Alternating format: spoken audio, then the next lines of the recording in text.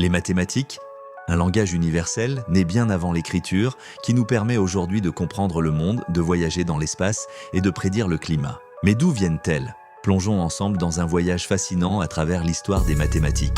Tout commence il y a plus de 5000 ans.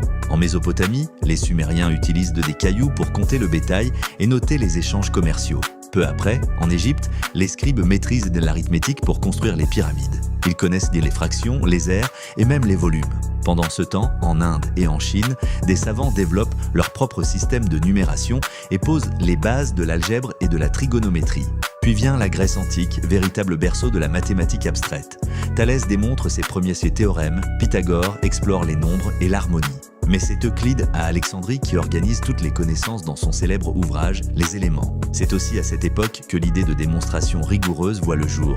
Plus tard, Archimède découvre des formules sur les volumes, anticipe le calcul intégral et défend sa ville avec des miroirs. Pendant que l'Occident sombre dans une période de repli, le monde musulman devient le gardien et le laboratoire des mathématiques. En Perse, Al-Khwarizmi invente l'algèbre, et donne naissance au mot « algorithme ». Les savants arabes traduisent et enrichissent les textes grecs, indiens et chinois et transmettent ce savoir à l'Europe via l'Espagne et l'Italie. À partir du XVe siècle, l'Europe redécouvre les mathématiques.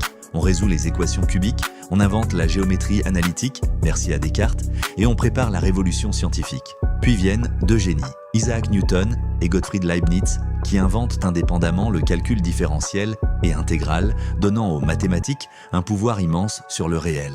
Du XVIIIe au XXe siècle, les mathématiques deviennent de plus en plus abstraites, mais aussi plus puissantes. On invente la statistique, les probabilités, la topologie, les mathématiques discrètes, la logique formelle, des noms brillent. Euler, Gauss, Cauchy, Galois, Hilbert, Cantor, certains, comme Évariste Galois, meurent de jeunes mais laissent un héritage colossal. Aujourd'hui, les mathématiques, ce sont partout.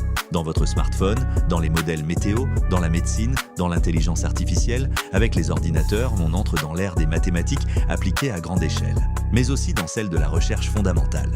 La résolution de grands problèmes comme la conjecture de Poincaré ou l'hypothèse de Riemann reste un défi.